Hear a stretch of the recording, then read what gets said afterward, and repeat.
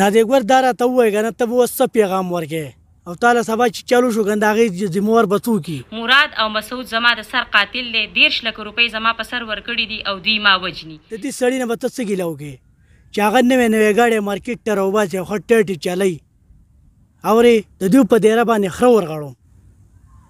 په ټولو سلام کوم. د سلام نه پس ملګرو تاسو څنګه یې ښه خیر یې جي. د یو څو ورځو نه په سوشل میډیا باندې دا خبره چلیږي چې نادیګل چاویشتي ده او مړه ده. نو د دې حقیقت به زه تاسو ته ښیم. نادیګل نه په خپله خبرې اورو او هغه زما سره په دې میډیو باندې موجود ده. نو تاسو راځئ. نادیګل د ټولو نه اول زما په مینوالو باندې سلام واچوه او چې کومې خبرې دپاره ته په اف سی ټي باندې راغلی هغه خبره دوی مینوالو ته وکړه. السلام علیکم ګران مینوالو. دا نن چې زه په کومه خبرو راغلی یم دا زما د مرګ او د ژوند خبره ده. څنګه د مرګ پوه نه شو؟ د مرګ داسې چې په ما باندې د روژې نه 20 ورځې مخکې اټیک وشو. موټرسایکل باندې کسان ناست وو.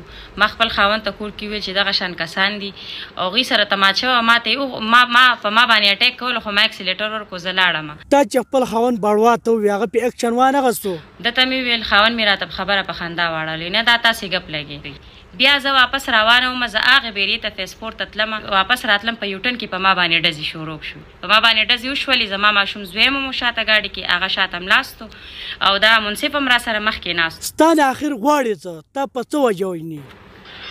زما وجني په مال حال باندې ما وجني. زما په خپل جیداد باندې. ښه د جیداد په سره مایې که دا بل جیداد ته غواړې ولې دا جیداد د دوی د پلار د نیکه دی که؟ دا د دې د پلار نیکه جیداد نه دی چې د دې د پلار نیکه جیداد ته دوی ګټلې ده. زه په دې حال ته دې رسولې وم. نادیګور دا راته ووایه که نه ته به اوس څه پیغام ورکې او تاله سبا چې چالو شو که نه د هغې ذموار به څوک وي؟ مراد او مسعود زما د سر قاتل دی. 13 لک روپۍ زما په سر ورکړي دي او دوی ما وجني. که ما لسې چلو شو زما بچو لسې چلو شو مراد او مسعود دا دواړه زما غله دي. ښه ملګرو د نادیګل خبرې تاسو واورېدې. د ډمانو دغه لړلی ژوند دا ډېر زیات ملګري دا خبره ما ته کوي چې لکه ستا په نوم باندې نورې چینلې دي. زما د نورو چینلو سره تعلق نشته بغیر د اف سی ټي وي نه د زمیندار ټي وي نه علاوه زما د نورو چینلو سره تعلق نشته. راځه چې ډمانو نه خلاف یم که نه دا وجه ده.